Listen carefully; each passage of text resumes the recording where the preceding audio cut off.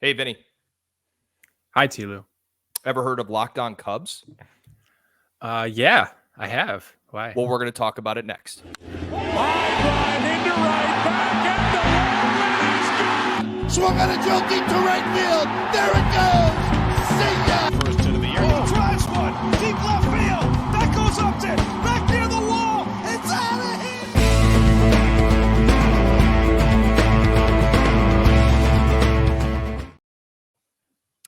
Good morning, good afternoon, and good evening, folks. Welcome to episode 63 of the Big Fly Pod with your co-host Vinny TLew and TLew. Today we have a fantastic interview for you all as we welcome Matt Cozzi to the show. Matt is the co-host and the producer of the Locked On Cubs podcast.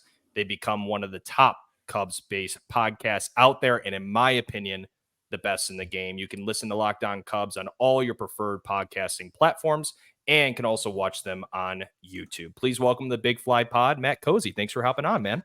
Ty and Vinny, thank you so much. It's been a pleasure listening to this show, and now to be on it is very exciting. And I know these are the two resident Cubs fans on the show, so this seems right.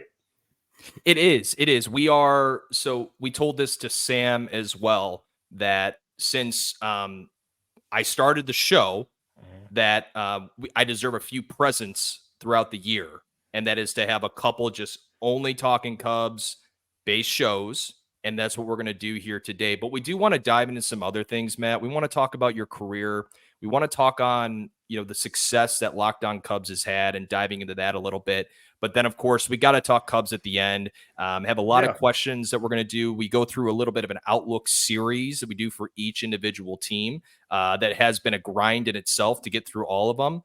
But seeing the Cubs finally come up on our list was very exciting. And so I thought, well, kind of need to get probably one of the best in the game to talk about it, which is yourself. So it's going to be a lot of fun.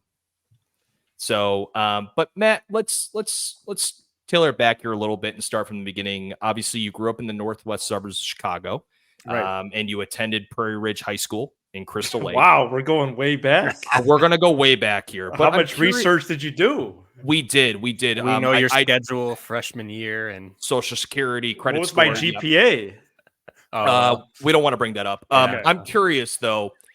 Did you ever get involved in any sports-related journalism or even broadcasting during your time at PR, or did that happen later in your career? It happened on my own. I did some shows with one of my best friends who was on the Cary Grove side of Cary in the northwest suburbs. We would do shows as middle schoolers and burn them onto a CD and then hand them out to our parents afterwards.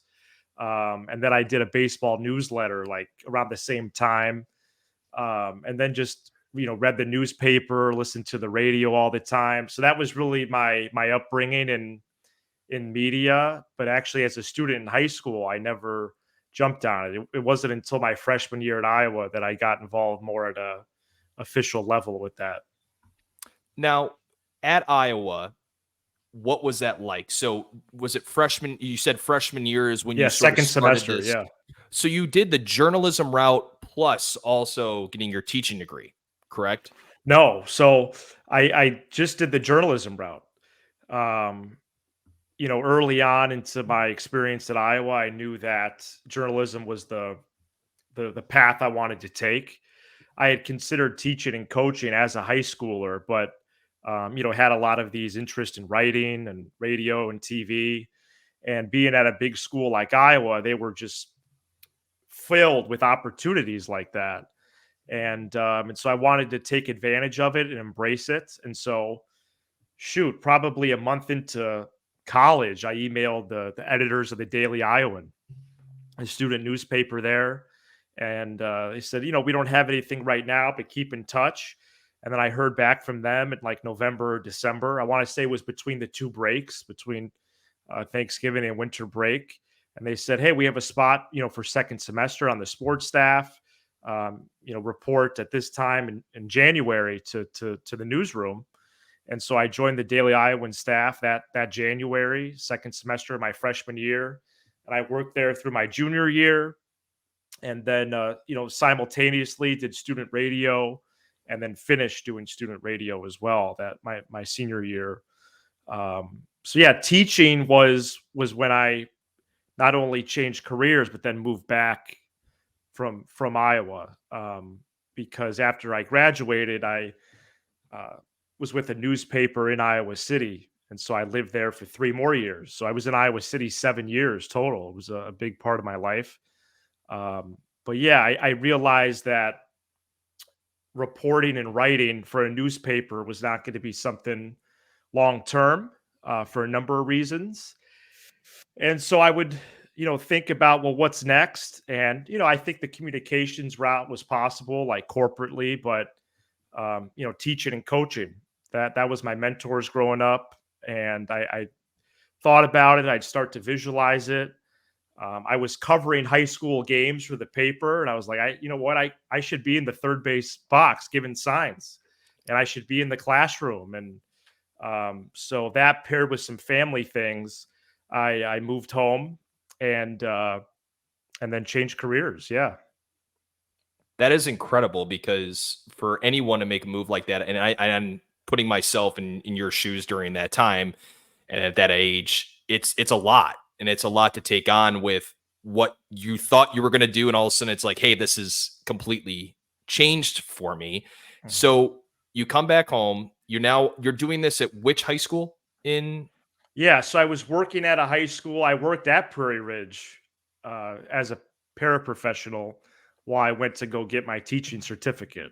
So I had a good amount of crossover on the English side to become an English teacher, but needed to do the education part. So I was a supervisor while I got certified to teach, and then I taught. My first teaching job was at Cary Grove.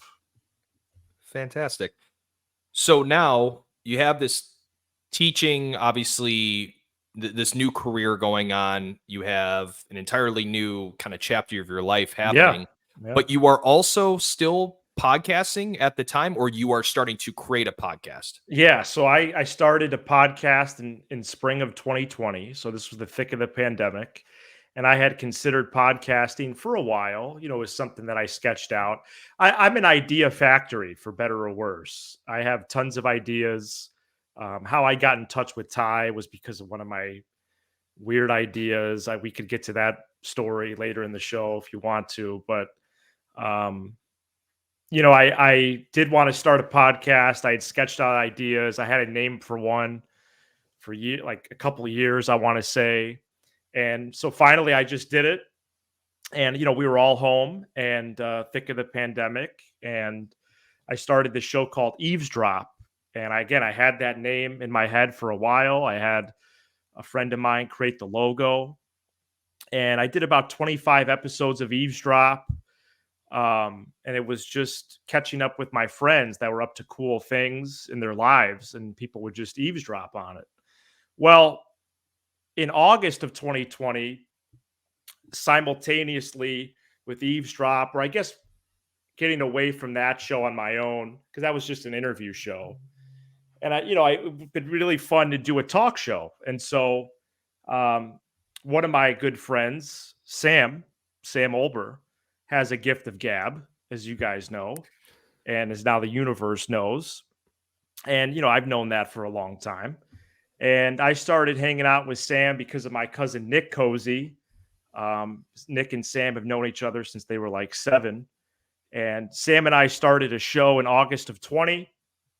And we did a show every single week, and, got a lot of reps. It was mostly Cubs, but also Bears, pretty much anything. And we started doing that. And at first it was just because we wanted to, but little did we know it, there was more to come.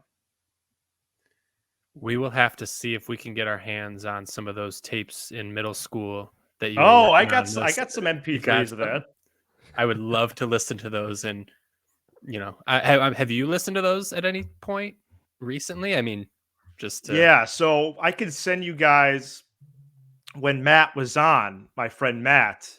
So we did the Matt show for like 5 episodes. We burned him on the CD, like I said. Well, I had him on Eavesdrop. So then at the end of his episode in 2020, we played a clip. Oh, cool. It was of us interviewing Juan Pierre. So we took an interview of Juan Pierre from Cubs.com when the Cubs acquired him from, I think it was from the Marlins. Marlins, yeah.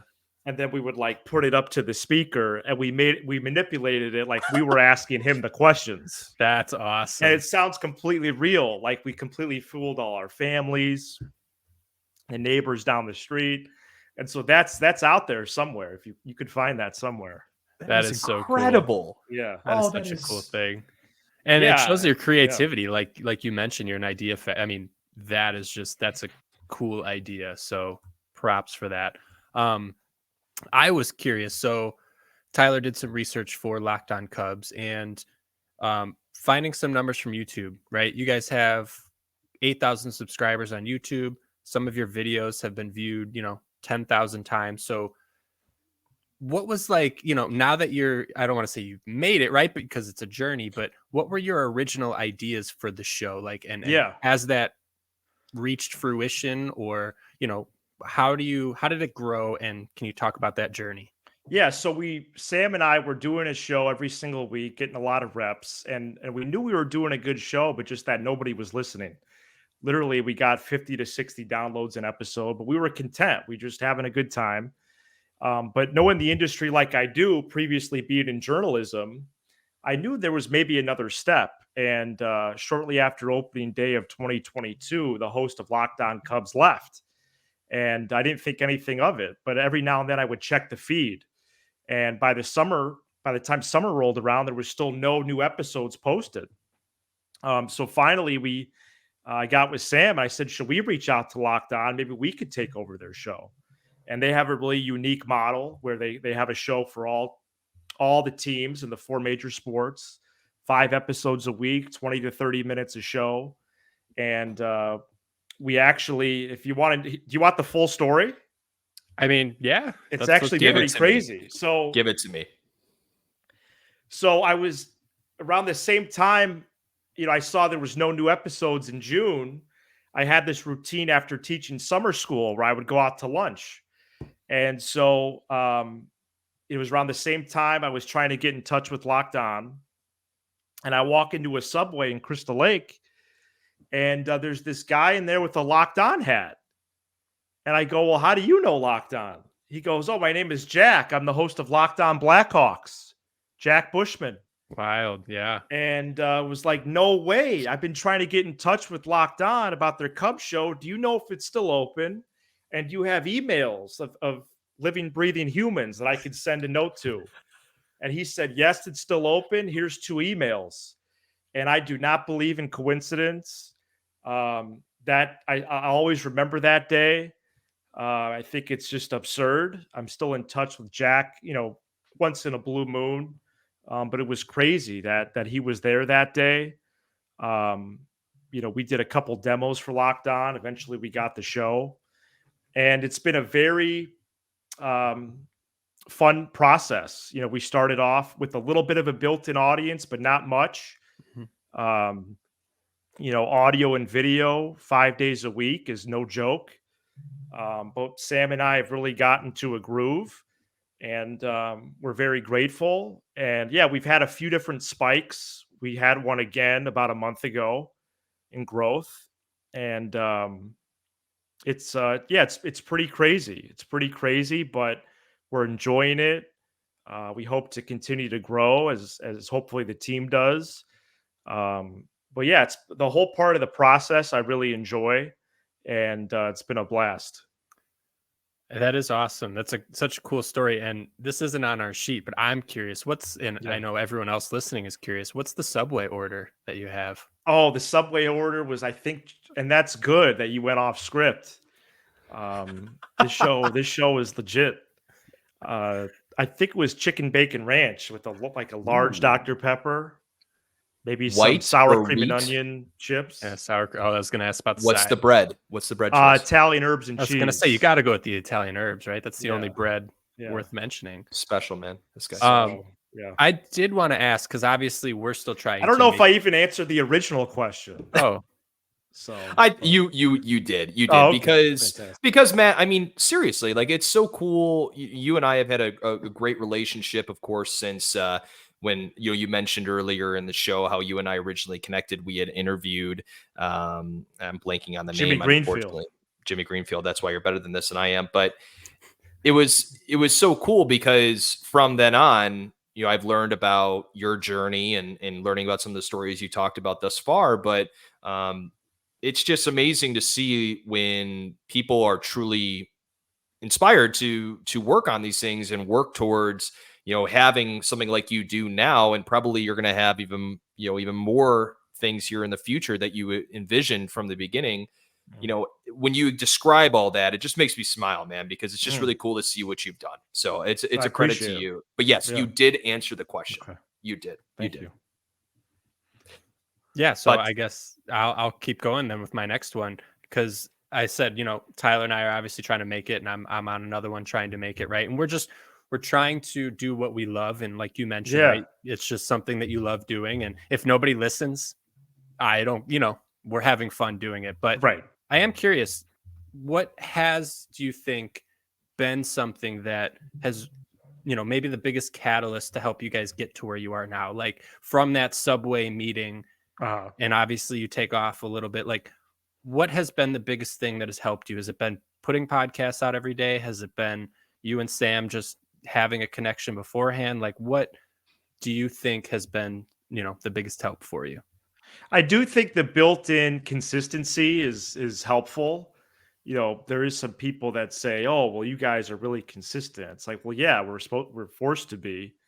And Locked On clearly had research from the beginning. They went pretty much full-fledged in about 2019, so they're still pretty new.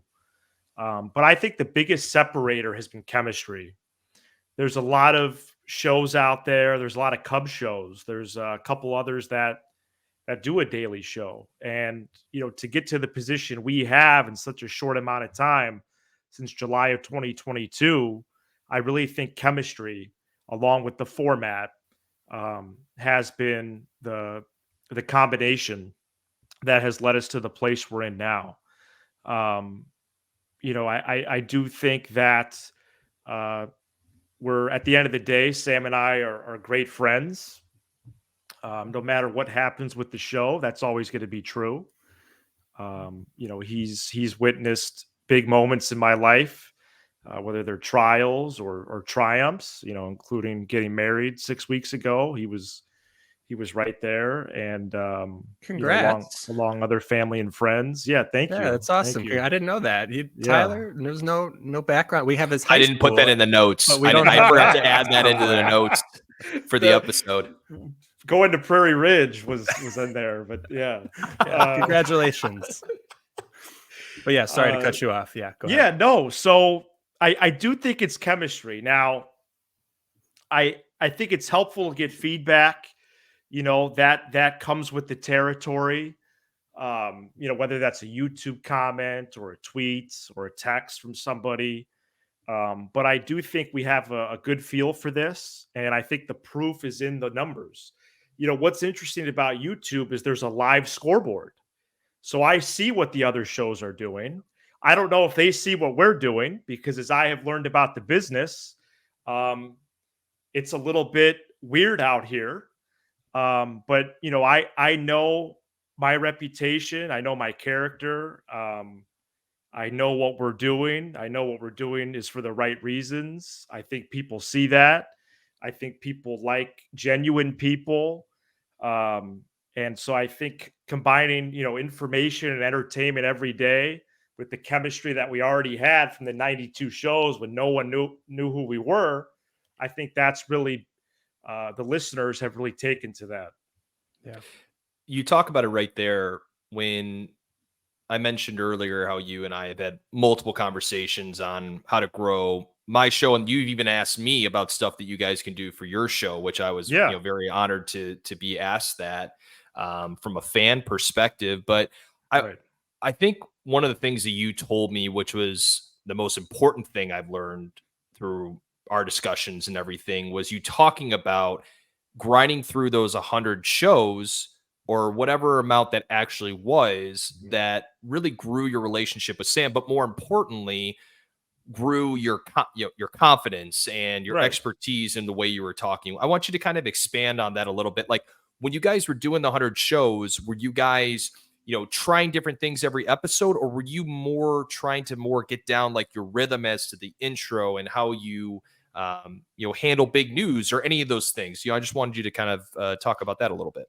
Yeah, it was probably more of the latter, just trying to find a rhythm. But Sam and I are very comfortable off mic. So I think it was really, okay, now we're behind the mic. Now we press record. Now we're putting it out to the world. What does that mean for us now doing a show? And then just learning about how much goes into doing a show that you don't even know. I've had some matrix moments as a Locked On Cubs host and producer, like watching YouTube to learn about YouTube. It's like, well, I didn't think that was going to be my reality, but here we are.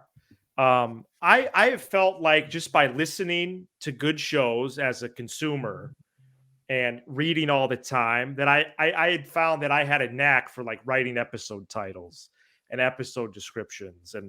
But I've had to learn that to kind of up the game as now with a bigger show, right, in front of a bigger audience. But yeah, I think it's just, being able to adapt and be flexible. But really, I just think it's getting the reps. I really do. We did about 30 to 40 minutes weekly. That turned out to 20 to 30 daily, which is a big change. Let's be real. That's a big change. When Locked On has an onboarding call with their host, or even just an interest call or a networking call, that's always one of their first points. Do you understand that this is every day? Because that's their format. But yeah, I think it was just about getting the rhythm of doing this. And we did try different things, but we didn't necessarily have a format. We just kind of went, I had a notepad in front of me. But yeah, I think it was more about the rhythm and just the pure reps. When I tell students that are interested, I talk about reps all the time. I think that's critical. Clearly, you guys have done a lot of reps. And one of my favorite things as I listen to you and Sam is I feel like if you and I, right, were to go out and just have a drink or watch a Cubs game, like I feel like you guys would be the same person in person that you are on the show. And I love that. And maybe you're not, maybe you're a jerk outside. I don't know. But that comment right there, that's a win. Yeah. That when we get that comment, that's huge. We could do all the numbers in the world, but that's really how it's supposed to be. If you can slide up the chair to the bar, to the table, wherever, and just talk Cubs, that's the point, which is interesting for a baseball show because everyone's got the numbers and the info and the quotes. And guess what? We do that too. But if you can pull up to the table and have a drink with us or whatever it is, like Vinny is saying, that's the goal. That's the biggest win. You saying that just made my night. We still have to record our show. But that is a huge win right there. That's what we're going for. That's beautiful. I love it. Clearly, you guys, I mean, the work that you put in beforehand, before getting on Locked On, obviously shows you guys have a great chemistry. And my last question for the podcast section of this, and then maybe I don't know if Tyler has any more. You interviewed Juan Pierre, but do you have a dream guest or someone that you would just love, like bringing this person on to interview, whether it's Cubs or just anyone in general? Yeah, I would say one of the three head honchos, Ricketts, Hoyer, Council. Okay. Sam and I made a conscious decision not to really have any guests. I think that's a departure for most shows. We wanted, first it was about feel, in terms of, okay, let's just get this thing off the ground, see what happens. We've had a couple guests on, but I would say it would be those three. It'd be those three.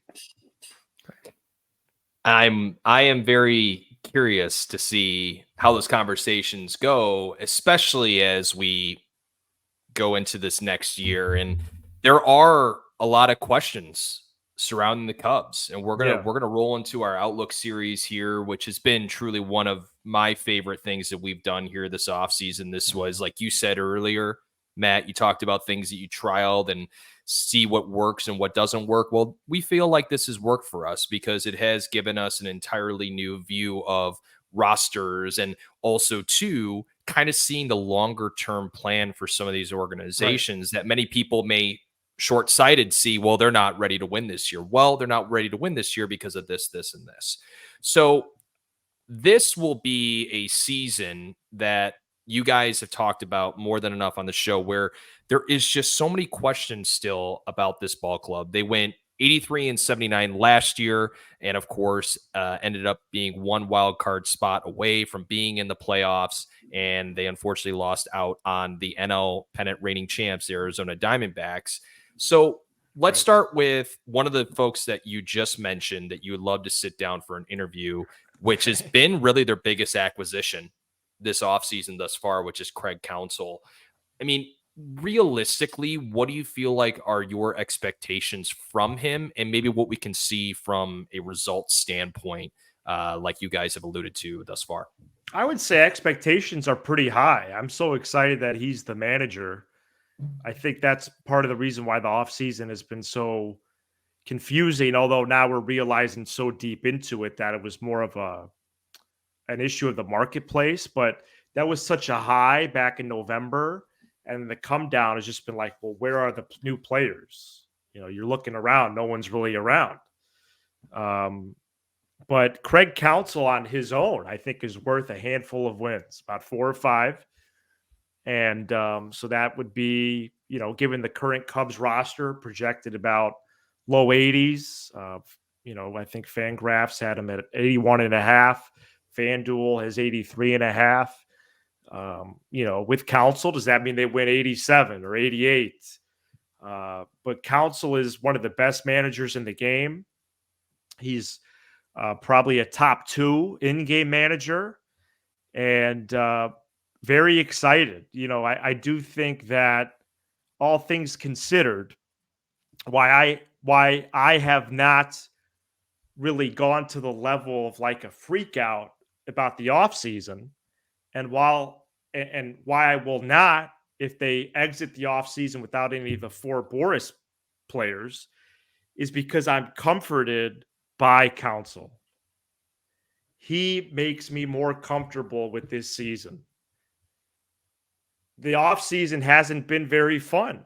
But remember back in early November when they did make this huge move that nobody saw, nobody knew, not one reporter, not one person. It just broke. When was the last time a story just broke? Never. It was never awesome. happens. It was fantastic. So, yeah, I feel really good about him. Yeah. What's also, they're looking back now with all that happened, right? As Cubs fans and as an entire basically kind of culture, is that with what happened, what's forgotten is what they did to David Ross, right? And there could be an entire episode on that whole situation and everything, right? You have, I had a Cardinals fan, of course, but I had a Cardinals fan be like, what you guys did to Ross wasn't a good thing and this and that. And at the time when it happened, it just felt very nice to see that the organization was saying, specifically Jed Hoyer and Carter Hawkins, saying, this is the move we need to make moving forward to make our team better. Looking back on it now, because it was such an intense kind of day and morning when that all happened. I remember the episode that you guys put out. Like, it was just insane. 2 episodes that day. It was, it still blows my mind that it still happened. But with David Ross, like, looking back on it, like, are your feelings still the same as to everything that went down that day? Do you wish things maybe went a little bit different? But where's your head at now with all that? Yeah, Jed Hoyer's a professional. I know it went down in a little bit of a aggressive way, and he was working in the shadows a little bit and allegedly flew down to Florida and texted David Ross that he was in the area, and obviously had a deal with Counsell already, done. So, that's the maybe the darker side of the business, but it's part of it. And, I think if an upgrade was available and Hoyer felt strongly, then, that's up to him. Clearly he did. Really the question would be, well, what about when Hoyer and Ricketts gave Ross a vote of confidence in early October? What happened in those 30 days? Well, they started digging in more on the season, and Craig Counsell became a free agent. And a free agent means that he's free to go wherever he wants. And he didn't really want to go too far from home. And the Cubs are ready to pay him a lot of money. So at the end of the day, I know he said publicly, it was, there wasn't much decision making happening. He felt like that was the right challenge for him. The Cubs were offering the resources. He's close to home in Wisconsin. That's it. But I will say, I do think David Ross might end 2024 with a manager job. I will say that. I was just about to say, and the other thing, and the other way to look at it too, because so I said to that Cardinals fan, I said, well, okay, let me ask you this. If Craig Counsell was brought in at the helm for the Cardinals and they fired their manager, right, would you be pissed? And he goes, well, and I was like, sorry, it's a cold world. And if he was a player, right, it's just as worse as a player when you're brought in. You're not necessarily getting fired, but somebody's brought in that can do the job better. Exactly. It's the real world. Let's talk about this lineup here, Matt, for 2024. Oh, no. Now, Okay. I know. But we're just going off of this based on the sole fact that current players, right? Current players. Yeah. We're not doing the whole Bellinger and Chapman thing. No. I just don't. We'll talk about that later. But so lineup right now, if I'm looking at it from a projection standpoint, and this is Fangraphs plus sort of us just knowing how this roster is going to work out. Left field, Ian Happ. Center field, Mike Talkman and PCA. Right field, Seiya Suzuki. Third base, looking like a platoon of Nick Madrigal, Patrick Wisdom, Miles Mastroianni. Shortstop and second base, both Gold Glovers and Dansby Swanson and Nico Horner. First base, Michael Busch as of right now. Behind the dish, you have Jan Gomes along with Miguel Amaya. And then, of course, at the DH, Christopher Morel. The first name I do want to talk about there is Christopher Morel. Why do you think he was not traded this offseason? I think that he's very limited defensively. So how does his value match up with the other teams that might be trying to acquire Morel in like a value for value deal? Morel has so many years of control left. I believe it's 5 years of control. So the Cubs would never give up on him. It would be that, well, they're acquiring a really good player that's also under control. So I think that's the main reason. There was no Morel for a rental. Not going to happen. Makes no sense. And is there really other teams that you could line up that have a position need where maybe the Cubs could get back a starting pitcher or a relief pitcher or both? And, what are the other parts of that deal look like? Would the Cubs have to trade a prospect or two as well? So I thought maybe a team would value Morel at like second base. I think he has showed really well there. But that's about it. He has a big problem with his feet and catching. He has a plus arm. He could throw, but he can't catch. And in making that throw to third, as he picks up the ball and in that transition across the field, there's just, I've heard multiple times now, his feet are just, he can't do it. It was a good thing, I think, too, Tyler, like you mentioned, why didn't they trade him? When they signed Counsell, I don't know if you remember this too, but Counsell's a big fan of Christopher Morel. At least that's how he framed it. He went on record. Yeah. And he said, this guy deserves a spot in the everyday lineup. And so I think that's pretty telling. And I think, he makes a perfect DH, but you're absolutely right. With all that control, it makes it tough to do a deal, whether it's a 1-for-1 or for a pitcher or something like that. I did want to ask, this is a very even team. Like there's not any superstars and, there's holes, I guess, at third base and, maybe some here and there, but are there any players that you feel like the Cubs' success really hinges on this year? Like this guy has got to come out, or like one or two players that you think, if this guy doesn't show up, it's going to be a disaster season, or is it just all across the board? What are your thoughts on who has to show up this year? Well, the way the roster is currently built, I would say Happ and Suzuki.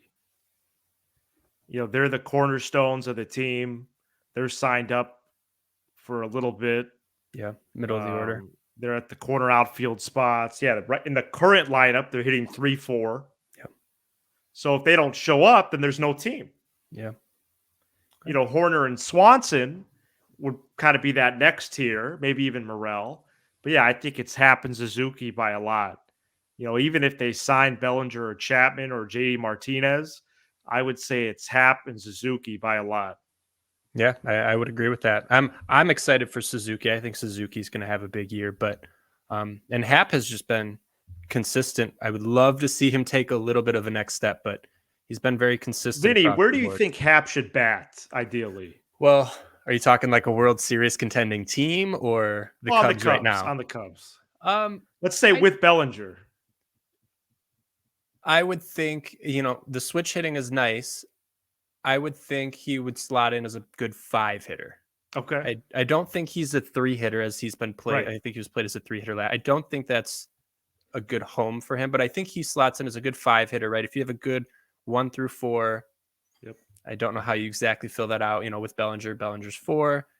I guess Suzuki could be 3. Nico Dansby 1, 2. I think Happ makes a good 5 in that order. And Morel, like you said earlier, Matt, like I agree too, where it's Seiya Suzuki, in my opinion. Okay. But what's interesting though is that if this lineup is constructed as it is right now, if Morel can somehow have this flash of a season that it was all worth holding on to him for the next couple of years, it adds so much flexibility to the lineup because then Seiya doesn't have to do as much. I mean, we still want him to do a lot, but then Happ's not being plugged into the 3 hole. And then I know Sam, I mean, talk about a campaign that guy put on to have him be at leadoff last year, which the numbers did show, Happ? that he would have been at 100%. leadoff. Yeah. We talked about that all the time. His approach has completely changed over the years, but I think Nico's just going to give you what you expect. Dansby, I just think that he got sort of in a good position out in Atlanta where he was just in such a dominant lineup that he was able to have a little bit less off his shoulders. Now he's got more on.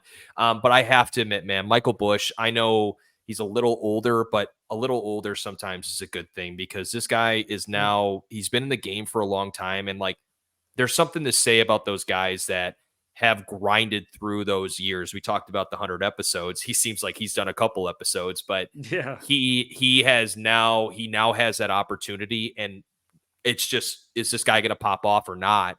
And when you're a top prospect in the Dodgers organization, you're pretty legit. So, any other things there on the lineup that you wanted to mention, or should we move on to the starting rotation? Are you asking me or Matt? I think I don't know at this point because we're just rolling right now. We're absolutely rolling right now. Let's talk rotation. Justin Steele, Jameson Taillon, Shoto Imanaga, who's added this offseason, which was one of their top. This team might win 67 games. Go ahead. We're at that point right now. Kyle Hendricks, Jordan Wicks, Javier Assad, Hayden Wisniewski, Drew Smiley, Fergie Jenkins. Yeah, exactly. Like, are you actually like, if let's say, 2 scenarios, of course, because we're still in this period of who else are they going to pick up? Things could still happen, right? And that's why it's so tough having this episode, because we thought by now these guys would be signed, right? We didn't think Boris would want to have. We think Boris would want to take some vacation this time. Well, yeah, I do wonder like how his day progresses. It must just be so much fun to make everyone's lives miserable. But are you like? So let's say with this lineup right now, are you fine with this rotation right now? Because I know the lineup, you still want things to change, but from a rotation standpoint, do you feel like you're pretty good with what this is going to look like here in 2024? Probably. I think the rotation's done. Whether I'm fine with it is maybe another story. It would be nice to get a better pitcher in there than, say, a Hendricks or Taillon or Imanaga, someone behind Steele. Dare I say someone in front of Steele, but I don't know if that's realistic. But if you got a legit person behind Steele, that everyone goes down a rung, wow, that would really be something. That's why we made arguments for Montgomery on the show. That's why you could make an argument for Snell. So yeah, I'm okay with the rotation. Not against upgrades, certainly. Even a Michael Lorenzen would make me feel better. It would. I know he's not a world beater, but I think that would just mean less reliance on the young players from March 28th. I'm starting to warm up to the young players, which is a big movement for me. It because is. I would almost say that I'm against it, or I just don't understand it. And admittedly, because I just don't know enough about it, and I've chosen not to. Like, I've chosen not to really follow the prospect scene. But if you could have Lorenzen instead of Wick/Assad in April, then maybe that's better. And then Wicks and Assad make contributions in the summer into the fall, meaningful baseball. Great. Maybe even Ben Brown, maybe even Cade Horton. But right now, that front four of Steele and Managa, Tyone, and Hendricks, and probably not in that order, but that four plus Wicks and Assad, I am okay with that. But obviously, there's needs there too. I had thought when I listened to your episode, your most recent one, I thought the Mike Lorenzen call out was phenomenal. I think that would be a terrific ad. You mentioned $9 million to fill out your rotation, solidify that 5-hole. I thought that was a great call out. So I don't know if that was you or Sam that originally brought that Morosi up. actually connected the Cubs to Lorenzen.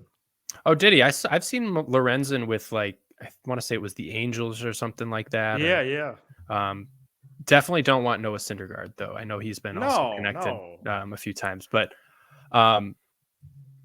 moving on to the bullpen, right? So yeah, a lot of competition there. Yeah, I'm curious. I'll be curious to know your thoughts on the Hector Neris signing, but just some of the names that are being thrown, that are on the roster now: Yency Almonte, Mark Leiter Jr., Jose Cuas, Julian Merriweather, Hector Neris, Adbert Alzoy. How are you feeling about the bullpen? Concerned? Good? Is it a strength? Is it a weakness? I know you guys mentioned last year at this, at the deadline, that was a huge weakness for them.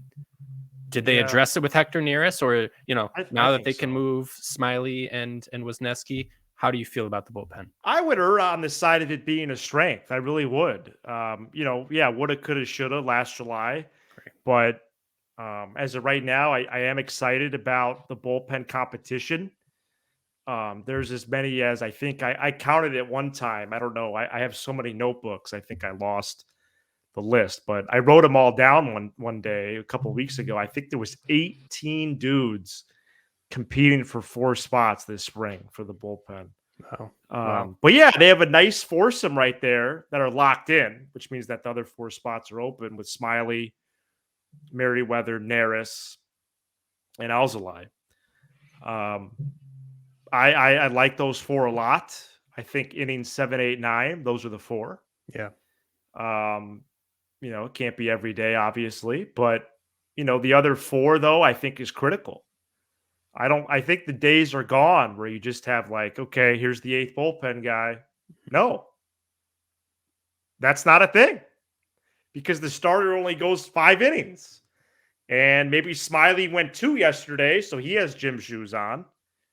Neris had a high leverage inning yesterday, so he's out. Not everyone's available every day. So that's why I'm even open to like a Ryan Stanek. What if they get him tonight? Great. Because then again, that slides the rung back. Mm-hmm. That's 5 locks, only 3 spots open. Mm-hmm. If Leiter has a great spring, that's 5 spots, only 3 open. So I do think there's a lot of competition. I really want to try to have fun with that on the show this March. I think spring training, like all of baseball, is too long. Okay, the pitch clock thing, big win, but the total volume of games, maybe we can work on that next as well. 31 spring training games. Come on, people. What is it? 31? Is it 31? What are we doing? So we're going to break down the bullpen. We're going to pick We're going to call it a reliever a day. What reliever had the best performance today? We're going to give be a stat 9 line. pitchers. Yep. Right. We're going to maybe spin a wheel. Maybe we'll have someone make a graphic, something like that. You guys can make that for it. Yeah. So there's going to be a lot of competition. Let's see what these guys do. But I do like that foursome right now of Smiley, Neris, Merriweather, and Alzolay. Yeah, I agree. Yeah. One of the things that you talked about there, which I have to admit, there have been things, of course, that people have given Jed a lot of flack for with how long he's taken to make some of those decisions that he's made thus far. But realistically, it's kind of worked out, necessarily not because of him, more of because of Boris. But one of the things that he has done, you and I texted about this, Matt, was the amount of depth that they brought in, like you just mentioned, with the amount of names that they have available. Now, I actually had a question written where I am actually thoroughly concerned about the middle relief of the pen. And it starts with Mark Leiter Jr., who really tapered off at the end. So maybe that is why they brought in the depth that they have, because they saw that from some of the guys being overworked last year. But Quas was very, very difficult to watch at times. And then that's putting it mildly. It was horrible. But and Almonte, while he had a very what are your thoughts on him, Ty? So he had a very, very nice 22 campaign. Then 23 got out of hand. And I think it was because of the way that they used him. Because if you look at his splits between left and right, he had a 1.96 whip against lefties and a 1.14 whip against righties. Now, with the new rules and everything, that has changed everything for these relievers. I mean, remember when I think there was a game that ended up being like 45 minutes or an hour longer based on the amount of bullpen changes that were made. So I'm glad that's gone, but it affects guys like a guy like Almonte and some of these other pitchers. So I'm a little concerned about that. What are your thoughts there? Do you think that just having this much depth is just going to sort of blanket that concern, or do you actually see that they have some issues in the middle of that pen? Well, I do see that there's issues, but does the volume make up for it? I guess right now I'm thinking it does, but I do think that's one of the few points where we can look at the games in March and evaluate. There's going to be very rare moments where we could do that, especially on the positional side. So if we can create a spreadsheet of these 18 guys and say, oh, who's doing the best, and what are they throwing, by the way? Are those pitches valuable right now? Maybe it's more about pitch type. What are the Cubs looking for? How about this? What is Craig Counsell looking for? Yeah. If somebody can do something in the 6th inning with a changeup or a curveball or a slider or a sweeper, maybe that's what he errs on. I don't know. Let's find that out this March. But for whatever reason, I will say the volume of guys does make up for the concern right now. But I could see why somebody would say, well, no, you're wrong. But I do think, kind of this bingo card of names, that is interesting. As a diehard fan, I do find that interesting that there would be 17 people competing for 4 spots. That's real. Would you like a job in the major leagues? Then you better pitch well this spring. Otherwise, you're going back to Des Moines or you're going back to your cubicle. Right? And by the way, if you don't 100%. have options, then you're done. If you have options, then you're more valuable to the Cubs because we can send you to Des Moines. You could come up and down all year. How difficult that must be from a GM standpoint with how volatile these arms are, and then having these limited options for these guys. Right. And it is absolutely insane. Like Carl Edwards Jr. Yeah. He's back. You want to open the season with the Cubs? Because if you do, then you have to really pitch well this spring because he doesn't have options. So they can't send him to Des Moines. Either you make the team or you don't. That's what blew my mind. Sorry, last thing about this, and then I'll shut up. I saw that the Cubs did invite Cade Horton to spring training. Yeah, that was a little bit strange. Wasn't that a little surprising? I just, Now, when they say they don't invite him to spring training, they're saying he will not pitch in a MLB spring training game. Not even that. It's just that he's not in big league camp with everybody. he's on the minor league side on those smaller fields. That really concerns me because of the arm thing in the history. Because people have said that he's going to be up by August 1st. Well, then why wouldn't he be in big league camp with Hottovy and all the coaches and Hendricks and all the veterans? It's weird. Yeah, I thought that was now he's only 100 yards away, but still, why isn't he just there from day one? Yeah. He's one of the better pitchers in the organization, right? So, anyway, right. Plug him in the 5 tomorrow. Yeah. I know we're running up on time here. You gotta. Yeah. How long is this show? Wow. We don't really know. You don't ever do these long of shows, so this has got to be fascinating. Well, I love this. We've done a few of them. Yes. Yeah. Last couple things. Besides Cody Bellinger or Matt Chapman, or who would you prefer? That'll be my first question. Who would you prefer for them to sign?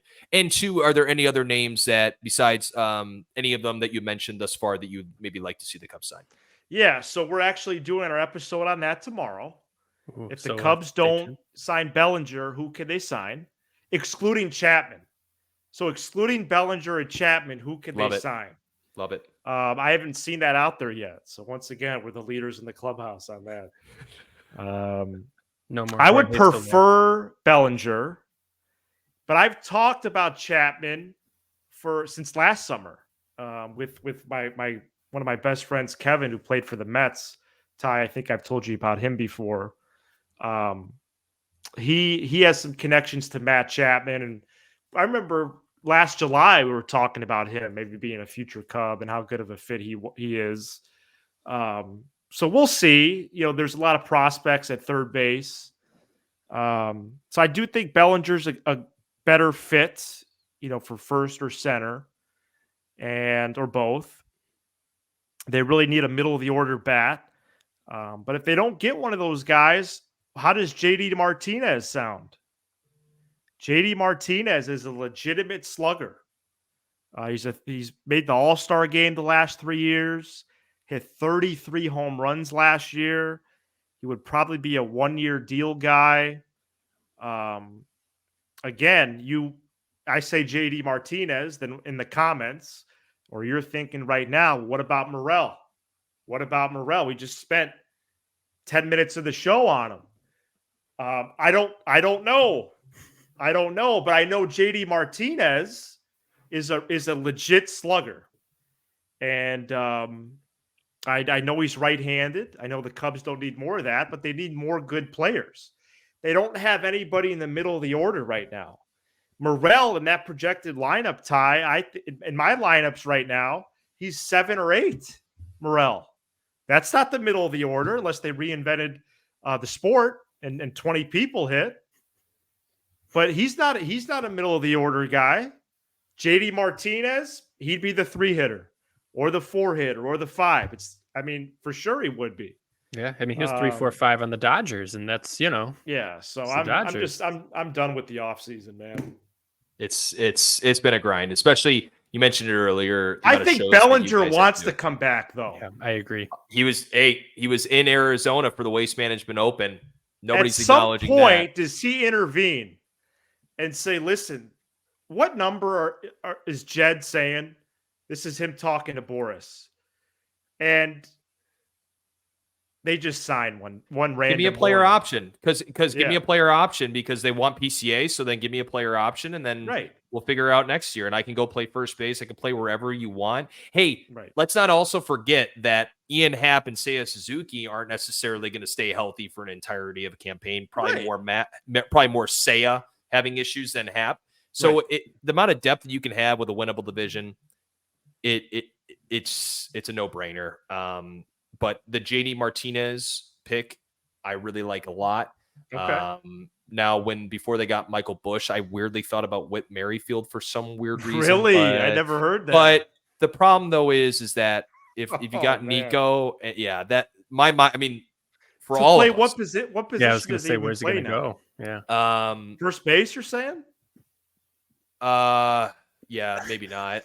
Well, I was thinking. I genuinely don't know. Like, what position did he log the most time in last year? I think it was outfield. It was But outfield. his But, right Oh, well, field, then yeah. he's not an Yeah. option. Yeah, But- second base outfield. you know, I don't know. I seriously, this is how my off season has gone as well. Is just running through various right. names and figuring it the hell That's out. the problem. Moving I never Dansby would to have thought third base. Michael Bush would have been one that they grabbed, but Oh. you're absolutely right. Here we are. You just got to throw names in there and see what happens. Matt, this has been a lot of fun, man. We really appreciate you staying on this long for us. Yeah, it was fun. It was a lot of fun. I thoroughly enjoyed this, and I hope that people that listen in that want to get to know you better, which they can, on your Unlocked show, which I want you to talk about here in just a sec. But where can people find you generally? And then I also want you to just talk briefly about Unlocked. Yeah, I mean, I really don't want people to find me. Just kidding. Wow, Well, no they can laughs find you at that. below. Oh, Yeah, right no. there. You already have Sorry, it. I was more focused on being the producer. You I already do this have full it time. there. I do it all full time. No, the only social media I have left is X. There it is right there at Matt_Cozzi. Locked on Cubs. Also, Matt and Sam Unlocked, as Sam and I continue to explore different avenues to do this more. We did launch a subscription podcast, $5 a month. You could find that at the link in our most recent episode descriptions. We're 6 episodes in, and we're over a third of the way to our goal, our yearly goal. So that's good because we're only about a month into doing it. So yeah, we'll see what happens on this podcasting journey. Teacher by day, podcaster by night. Very excited for the season. I think you guys are very good at this. I enjoy the show. I've been listening, very frequently. Vinny, congrats on the Just Baseball fantasy gig. And, we've flirted with Ty, doing things with us at Locked On Cubs, and he has. He's guest hosted. He's been on some of our call-in shows. And I do have a couple ideas that, are not ready for air right now, but let's just put it like this. I would like Ty to contribute to Locked On Cubs in 2024.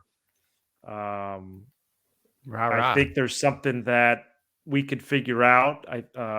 Running the point on an episode. And with a little bit of a twist. So hopefully more information on that soon. It wasn't ready for this episode. But if we increase our output a little bit, I think I know where to find a host. Let's leave it at that. You are the man. We really appreciate you taking the time to do this, especially with, the crazy schedule and everything. Congratulations again on getting married. Thank you.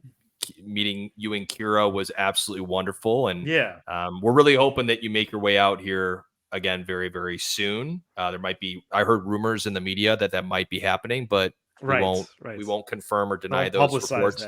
Don't publicize that at this time. We don't want people flaunting to you and everything. So to everyone that tuned in, thank you so much again for listening to another edition of the Big Fly Pod. We'll talk to you again here soon.